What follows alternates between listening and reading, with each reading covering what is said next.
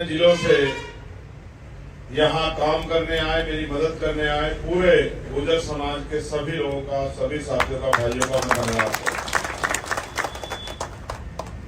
हमारे सम्मानित बुजुर्ग मुझे यहाँ स्वागत करके गए तो मैं ये समझ रहा हूं कि अभी आपने स्वागत इसलिए किया कि मैं आपके यहाँ प्रत्याशी हूं, लेकिन मैं आपको विश्वास दिलाता हूं कि मैं यहाँ इतना काम करूंगा कि जब मैं यहाँ काम करने के बाद मैं आपके गांव में, आपके घर में आया करूंगा तो आप बेटे की तरह मेरा स्वागत किया करेंगे, ऐसा मेरा भरोसा। भाई परवेश जी, अमित कसाना जी, भाई अमित जी, राजेंद्र गुर्जर जी, देवेंद्र भाई, अजय भाई, विशाल भाई, उनका क्या नाम है? अच्छा, ये छोटे भाई अजीत और मेरी बाजू मेरे भाई रविंद्र भाटी जी। और आज ही मैंने आपको सुना भाई, तारीफ तो आपकी बहुत सुनी थी, उसमें भी सुना था आप भी लठी गाड़ देते, कलम तोड़ देते भाई धर्मपाल नागर जी। मैं आपका बहुत बहुत धन्यवाद करता हूँ। यहाँ उपस्थित हमारी पार्टी के जिलाध्यक्ष, सम्मानित जिले के पदाधिकारी, विधानसभा के पदाधिकारी, मैं आपसे दो बातें कहूंगा क्योंकि कार्यक्रम था, भाटी जी का आदेश था। मैं देखो इतना, भाई पवन भी यहाँ बैठे, मेरा भाई जो है, मैं उसका नाम लेना भूल गया। पवन भी मेरे बहुत प्यारे भाई हैं और हमारे बकरवाल साहब, तमाम साथी, सुनील भाई, अनिल भाई, अनुज, अनिल नागर जी, इमलिया वाले, नाम ले लूंगा तो लड़ेगा मुझसे बाद में जाके कि मेरा नाम नहीं लिया था। तो मैं सभी का धन्यवाद करता हूँ। मैं चुनाव से अलग दो चीजें आपसे पूछना चाहता हूं, आप अपने दिल से जवाब देना, चुनाव छोड़ के जवाब देना।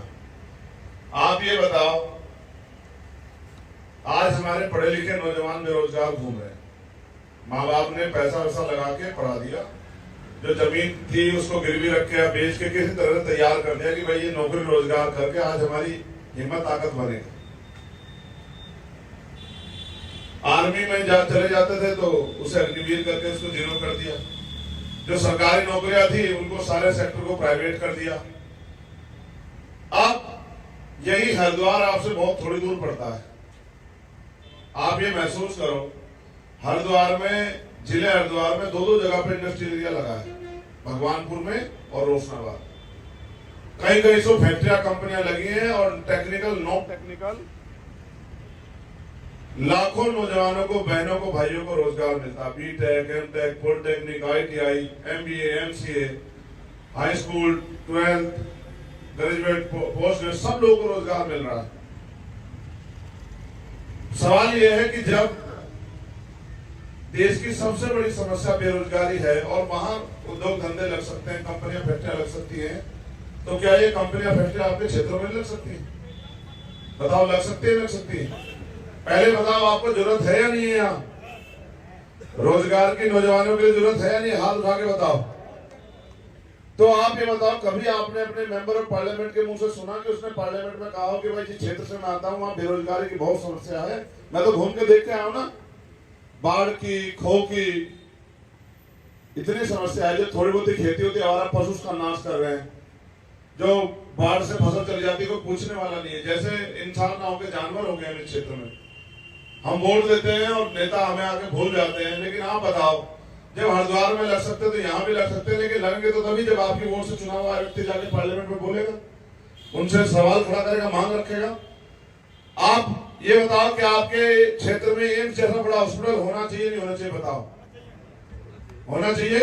क्या कभी आपने अपने मेंबर ऑफ पार्लियामेंट के मुंह से सुना कभी कि वो कह रहा हो कि भाई हमारे यहाँ एम्स जैसा हॉस्पिटल बनना चाहिए?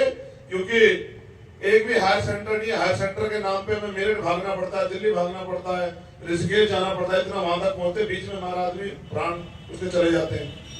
ये भी आपके नेता के मुंह से आपने पार्लियामेंट में नहीं सुना होगा। इसका मतलब आपकी समस्या और आपके नेता की समस्या अलग अलग है। उसकी समस्या ये है कि उसको तनख्वाह बढ़िया मिल जाए, पेंशन बढ़िया मिल जाए, आवास बढ़िया मिल जाए, लेकिन आपको कुछ मिले ना मिले इससे उसको फर्क नहीं पड़ता। आपके गाँव के गलियों का, सड़कों का हाल देखो, अपने यहाँ पानी का हाल देखो। आप चेक करा लो, पानी का सर्वे करा लो, 70% गांव में पानी खराब निकलेगा। आप चेक करवा के देखो, कोई पूछने वाला नहीं है। महंगाई पे महंगाई बढ़ाते जा रहे हैं, आमदनी का कोई साधन नहीं है।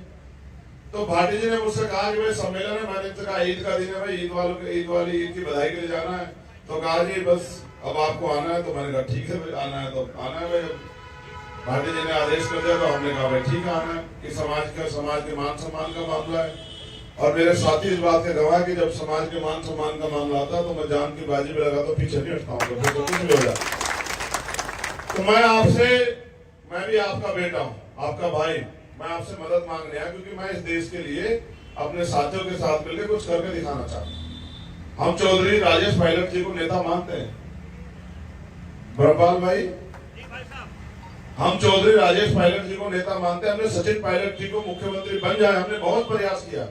आप कभी पूछ लेना, हमने उनसे कहा आप हमारे साथ आगे बढ़ते चलो, हम आपको चीफ मिनिस्टर बना के छोड़ेंगे, किसी भी कीमत में पीछे नहीं रहने देंगे। लेकिन आप ये महसूस करो कि भाई वो जिन दलों में है, मैं क्या कर सकता हूँ बताओ। अब वही उनको मौका ना दे तो मैं क्या करूँ। मैंने तो हमेशा प्रयास किया कि भाई काम करने वाले नौजवान भाई को मौका मिले, क्योंकि राजेश पायलट जी ने देखिए कितना काम किया। आज भी हम उनको किसान नेता के रूप में याद करते हैं, लेकिन अब भाई सरकार है, उनकी पार्टियां मौका नहीं दे तो मैं ही क्या कर सकता हूँ। तो आज भी मेरे अच्छे संबंध है सब लोगों से। अभी भी मुझे किसने कहा कि भाई वो राजस्थान वाले नेता पूछ रहे थे कि भाई की कुछ मदद कर सकता हूँ क्या। मैंने कहा कोई बात नहीं, आप अपने क्षेत्र में जिस काम को हम यहाँ कर रहे हैं आप अपने क्षेत्र में कर लो, और बाकी यहाँ का तो गुजर समाज और सब समाज जो है वो हमें मदद ही कर रहा है। सब लोग दिल से खड़े हैं कि भाई हमें अपने क्षेत्र में एक ऐसा मजबूत नेता हो चाहिए जो चाहे हमारी मील की समस्या हो, चाहे हमारे गन्ने के पैसे की समस्या हो, चाहे हमारी सड़कों बिजली पानी की समस्या हो, चाहे पुलिस द्वारा जो जुर्म जाति की जा रही इसकी समस्या हो, या फिर सरकार जो हमें आंखें दिखा रही है वोट लेकर उनसे लड़ना हो, या फिर बाढ़ की खो की। हम गए थे उधर, भाटी जी के याद होगा, उधर बॉर्डर पे शेरकोट के पास गांव था, वहां गुर्जर समाज के लोग थे। उन्होंने बताया भाई हमारे यहाँ तो जो कुछ होता है हर साल बाढ़ बहा जाती है। मैंने कहा आप चिंता मत करो, जिलाधिकारी के ऑफिस के आगे धरना देके हम आपका मुआवजा दिलाएंगे, आप चिंता मत करो। एक बार बात आगे बढ़ जाना, चिंता मत करो। है टिपर जोत, हाँ वो पूरा ही काट लिया भाई, वो ऐसा हो गया जैसे ढांग बना दियो। मैं क्योंकि ज्यादा बात नहीं कहूंगा क्योंकि चुनाव का समय, मुझे भी जाना है, आपको भी घर निकलना है। एक तो आप अपना चुनाव चिन्ह याद कर लो, ये चुनाव चिन्ह चंद्रशेखर आजाद का नहीं, आपका चुनाव चिन्ह है, इसका नाम है, इसका निशान है केतली। क्या निशान है? जोर से बताओ, जोर से बताओ भाई। मेरी अकेले की आवाज पूरे समाज से ज्यादा कैसे हो रही है बताओ? माइक है क्या मेरे पास? है क्या है चुनाव निशान बताओ? चलो ठीक है। एक बात तो यह है कि वोट तो आप दोगे, मुझे पता है, इतना प्यार तो आप करते हो, लेकिन वोट दिलवाना है।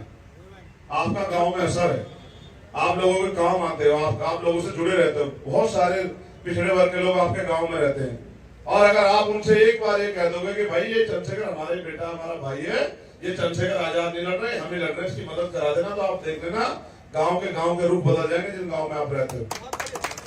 आपकी सब जगह बातचीत और देखो भाईचारा बनेगा, जब तो गांव में प्रधान से लेके जिला पंचायत और आगे की लड़ाई जो हम लोग लड़ पाएंगे।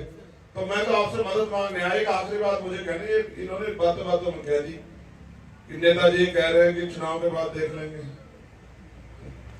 पता नहीं कैसे मजाक करते हैं वो लोग, क्या देख लेंगे? बिल्कुल सही। क्यों आंखों के चश्मे उनके बड़े नहीं जो चुनाव के बाद भी देख लो इसमें दम है। अच्छा, बहुत अच्छे, बहुत। क्यों चुनाव के बाद की देर करो, ये भी देख लो जिसमें दम है। कहीं हम चले जाने यहाँ से, हमें भी चिट्ठी भेजने की जरूरत है, ये हम किससे कम है? ये तो चुनाव है, हम भी चुप हैं। ये जो पुलिस और तमाम तरह की चीजों से जो ये तो आप वो कर रहे हो, ड्रामा कर रहे हो, हम नहीं देख रहे हैं क्या? और ऐसा थोड़ा है कि हमारा वक्त नहीं बदलने का, हमारा वक्त नहीं बदलेगा। आज अगर हम कमजोर हैं तो ताकतवर भी होंगे, पुलिस भी यही रहेगी, सब लोग यही रहेंगे, हम भी देखेंगे, और जो हमें देखने की बात करे वो भी यही रहेंगे। अहंकार आदमी को डुबा देता है। ये सत्ता में जो घमंड है ना भाजपा के लोगों में, ये 2027 में कुर्सी छीन लेंगे जिस घमंड में बैठे हैं। आप चिंता मत करो। हम बताओ घमंड किसे कहते हैं? हम तो घमंड करते ही नहीं। किस बात का घमंड? आदमी मिट्टी का है, उसे मिट्टी में मिलना है। चाहे आदमी 100 किलो का हो, 200 किलो का, 50 किलो मरना है उसे, जब उसकी मौत आ जाएगी वो जाएगा। लेकिन घमंड नहीं करना चाहिए। इनको अहंकार हो गया, ये सबको धमका रहे हैं, किसी प्रधान को, किसी ब्रिज को, जिला पंचायत को। भाई अगर इतना ही कोई मन है तो पाड़ा खींच लो, चाहे चुनाव में पहले खींच लो, चाहे चुनाव के बाद खींच लो, आपको पता लग जाएगा किसमें कितना दम है। हम तो सिर्फ इसलिए कह रहे हैं कि लोकतंत्र, हम किसी झगड़ा कर रहे हैं, हम तो वोट का चुनाव लड़ रहे हैं। जनता ने आपने अच्छे काम करेंगे फिर आपको धमकाना पड़ता। अगर आपने जनता के लिए 10 साल में अच्छे काम किए होते और अपने 7 साल के कार्यकाल में अच्छे काम किए होते और लोगों का सम्मान रखा होता तो फिर धमकाना पड़ता लोग। ये जो आप डराना धमकाना पड़ रहा है ये आपके कर्म है कि आपने लोगों की जेब काटने का काम किया, किसी की जमीन छीन ली, किसी की जमीन दबा ली, किसी के कारोबार पर छापा पड़वा दिया, किसी को मुकदमा करवा दिया, किसी को जेल भिजवा दिया, किसी के साथ मारपीट कर दी। आपने जो कर्म करे वो आपका आ गया। आज आप पूर्ण बहुमत की सत्ता में होंगे 2-2 जगह 3-3 जगह, और फिर आज आप जब आपको जनता वोट नहीं दे रही, नगीना में सबको बता कि 70% में हम जितना पोलिंग होगा 70% में आजाद समाज पार्टी और 30 में सारे हैं। और मैं आपको दिखा दूंगा जैसे चुनाव नजदीक लगा ये गाड़ी में बैठ के चुनाव लड़ाएंगे विपक्ष वाले लोग। मेरी बात को आप याद रखना। मैं भी